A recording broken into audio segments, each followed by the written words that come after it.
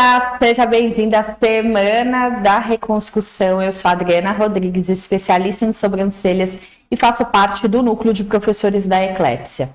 Bem, antes de começar a nossa primeira aula, que essa é a primeira de 3, eu vou falar um pouquinho mais sobre a Eclépsia, caso você não conheça. Nós estamos aí há 20 anos no mercado de sobrancelhas. Fomos uma das primeiras marcas brasileiras a registrar rena, coloração, o brow lamination. Isso porque nós somos lá da época do alisamento de sobrancelha, tá? Já faz um tempinho. Bem, nessa primeira aula a gente vai falar um pouco sobre reconstrução de sobrancelhas. Eu noto que existem alguns ruídos, né, no mercado sobre reconstrução. Por quê? Tem gente que acha que porque está mexendo com argila, já estou fazendo reconstrução de sobrancelhas. E na verdade não é bem assim. Eu já mexo com óleos essenciais, estou fazendo reconstrução de sobrancelhas. Será que está fazendo mesmo reconstrução? Não, às vezes você está ali melhorando a textura, cuidando um pouquinho mais da haste, ok? Fazendo um spa de sobrancelhas, melhorando a textura da pele, mas não necessariamente você está fazendo uma reconstrução. A reconstrução de sobrancelhas, ela é uma reunião de inúmeros passos e para isso você precisa fazer a identificação do que está acontecendo ali na sobrancelha da sua cliente. Qual que é a patologia? Qual que está sendo o problema? Qual que é a dor da nossa cliente? Porque a gente, ao invés de fazer uma reconstrução, às vezes a gente pode estar fazendo, na verdade, uma reestruturação de sobrancelhas. E elas são diferentes, tá bom? Bem, nesse conjunto de procedimentos, então, a gente pode se utilizar da reposição de aminoácidos, nutrição, argiloterapia, cromoterapia, LED terapia. O design estratégico é extremamente importante, tá? Em todos os passos, porque com ele que a gente vai definir, esse fio eu vou tirar, essa estrutura que eu vou manter, e a gente só define isso sabendo se utilizar de estratégias para montar ali a estrutura da sobrancelha. E também existem os serviços que são mais usuais nos estúdios, que é a rena, coloração e o brow. Sim, eles podem ser grandes aliados durante a reconstrução, nesse momento, né, de transformação da sobrancelha. E a gente vai falar um pouquinho mais sobre eles, mas para que a gente possa usar esse conjunto de protocolos, né, de procedimentos para montar, na verdade, o protocolo, a gente precisa fazer uma boa ficha de anamnese. Ela é muito importante.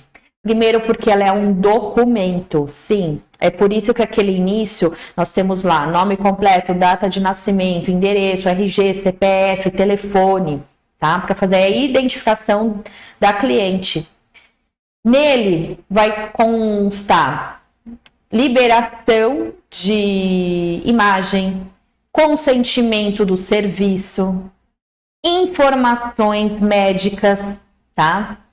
Por quê? Porque a gente precisa entender, será que são todos os procedimentos que eu posso realizar nessa cliente? Será que está tudo liberado? Ou será que ela tem alergia a algum determinado produto?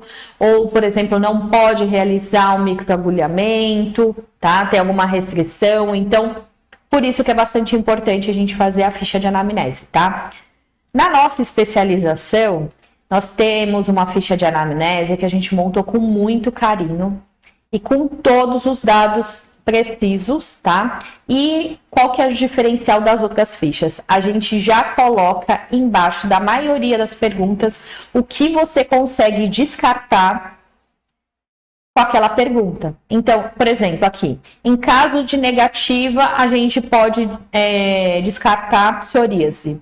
Com essa determinada pergunta da ficha, a gente pode descartar psoríase, pode descartar dermatite, pode descartar alguma alergia cutânea, tá bom? Então, existem aí essas perguntas do histórico médico e embaixo já informa, você então já pode ir descartando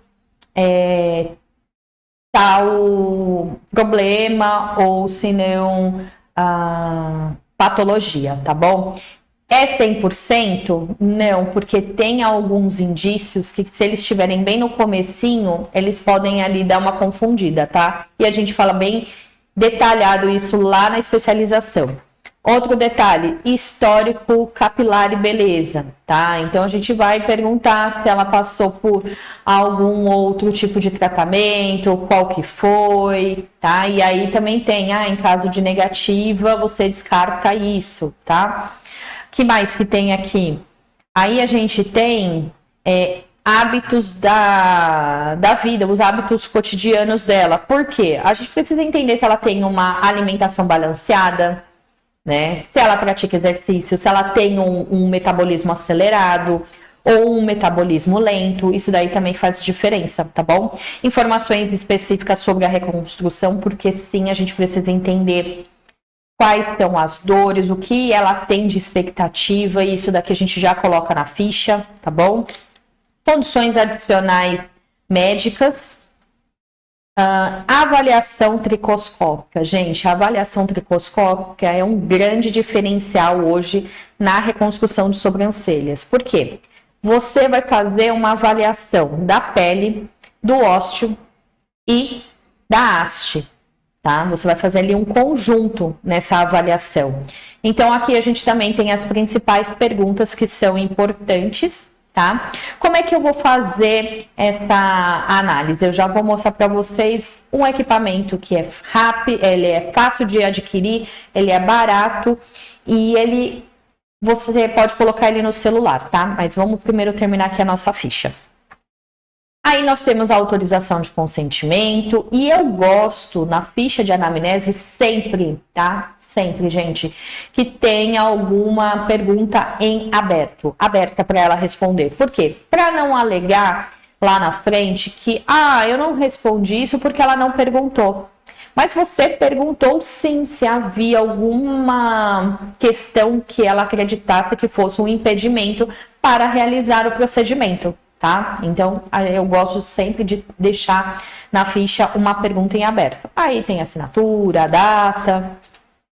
Bem, nós temos aí uma parte em que a gente coloca uma teoria, tá? É uma página e meia, mais ou menos, para que vocês entendam algumas questões que a gente descarta também, o que é que causa ali na sobrancelha. Então, por exemplo, se a pessoa tem diabetes e não está tão controlado, o que pode acontecer? Ela fuma, ela bebe, tá? O que é que interfere ali na sobrancelha para que você possa ligar os pontos? Então, a gente tem essas folhinhas aí que estão nessa ficha, mas é lógico, você não precisa imprimir, né, a cada cliente essa parte teórica. Você pode manter essa parte teórica ali, né, à mão, porque às vezes para você compor o diagnóstico é sempre bom você dar uma estudada, tá? Não tem problema nenhum, alguns detalhes, você, nossa, não sei ali na ponta da língua. Gente, não tem problema. É para isso que você vai fazer a ficha, é para isso que você tem o material para consultar, tá bom? Aí nós temos algumas informações que é sobre a tricoscopia, tá? Aí, efetivamente, por quê? Nós vamos utilizar, deixa eu mostrar aqui para vocês. Olha só. Esse daqui é um zoom, tá? 200 vezes. Ele tem até uma luzinha aqui, ó.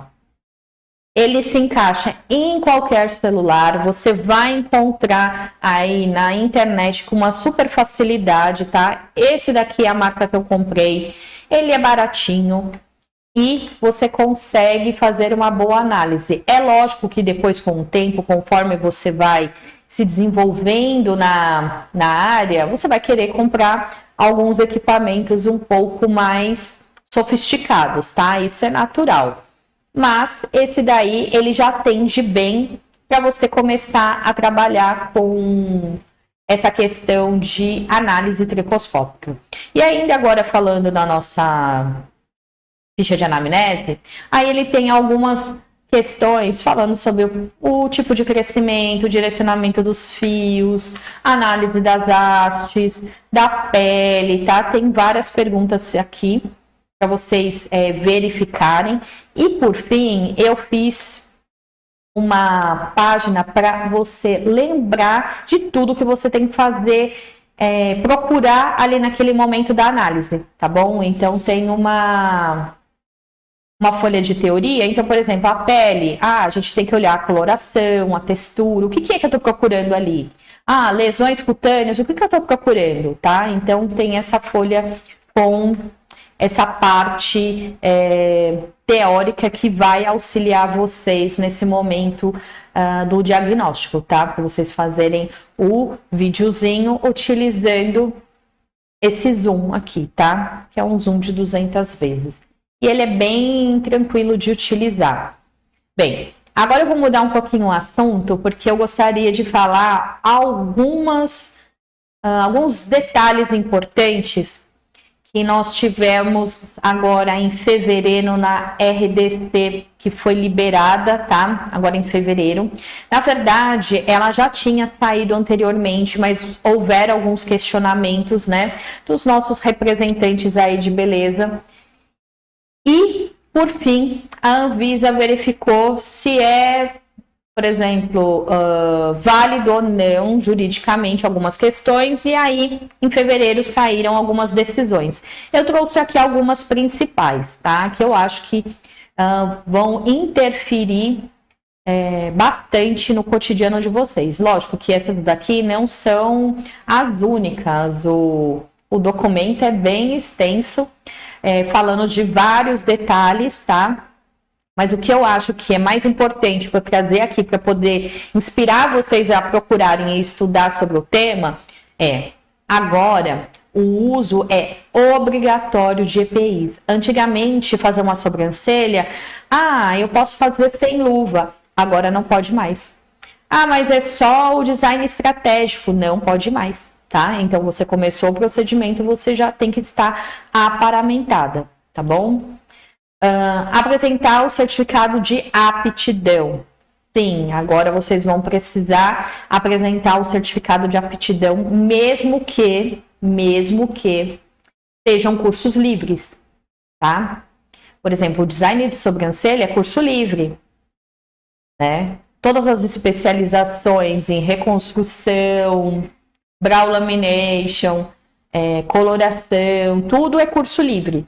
Mas para você poder desempenhar, você tem que mostrar o seu certificado de aptidão, tá? É necessário.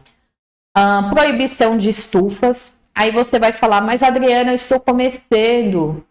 Eu ainda não tenho dinheiro para comprar um autoclave. Não tem problema. Existem aí formas de você trabalhar utilizando materiais descartáveis. Só que existem aí resoluções e detalhes que devem ser seguidos para que você faça o descarte correto desses materiais, tá bom?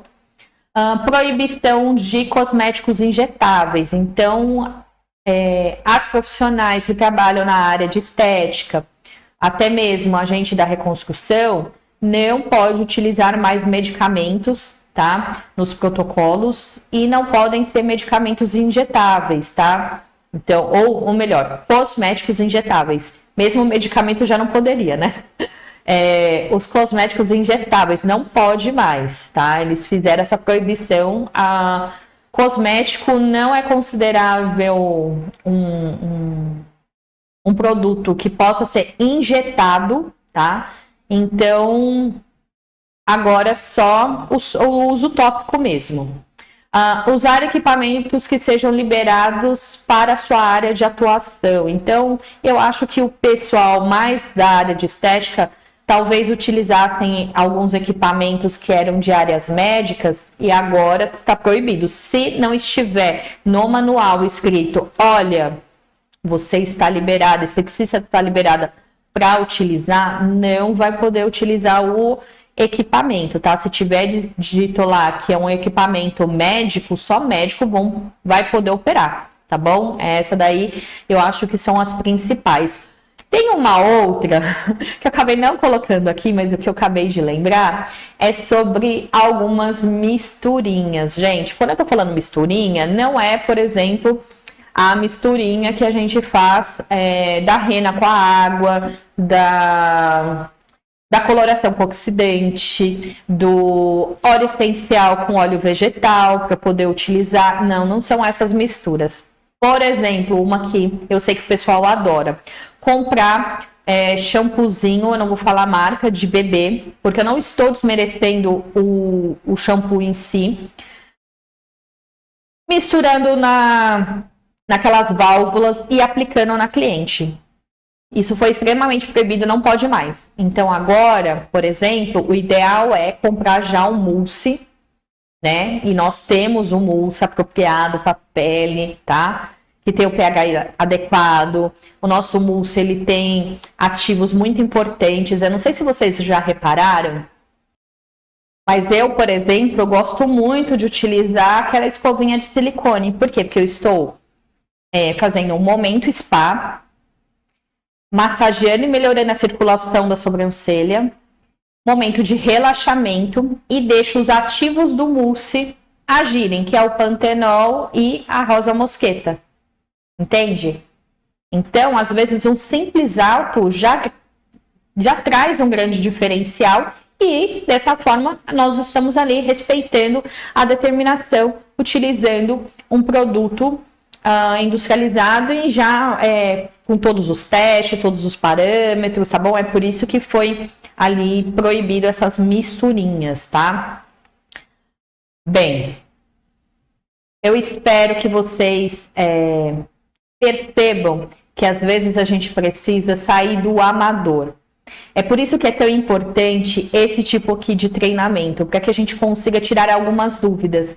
Eu sei que lá no íntimo tem gente que não está fazendo para errar, mas a partir do momento que você fala, estou fazendo reconstrução, só fazendo argiloterapia de forma aleatória, não, você não está fazendo, tá? Você precisa. Então, vamos recapitular aí toda a aula, tá? Fazer a ficha de anamnese, identificar a dor da cliente, entender o que está acontecendo, definir o tratamento, entender qual que é a cor de argila, qual que é o tipo de óleo essencial, tá? O que você vai fazer em cada sessão, porque cada etapa do tratamento, ele tem um significado, tá? Eu vou falar aqui só um exemplo para ficar mais fácil o entendimento. Quando você tem uma queda de sobrancelha, você não corre para o tratamento de estímulo de crescimento, você primeiro trata a queda. É um exemplo, você vai a primeira etapa é tratar a queda. Depois você vai fazer o estímulo do crescimento, entende? Então, se você não entender que existem etapas, né, e que qual que é o problema ali para ser resolvido, você não está realizando uma reconstrução de sobrancelhas. Você está melhorando a textura da pele, você pode estar cuidando da haste, você pode fazer um spa nutritivo, tá? Você pode oferecer um momento de relaxamento, mas não necessariamente seja uma reconstrução, tá? Bem, essa foi a nossa primeira aula e eu aguardo vocês na segunda, que vai sair em breve.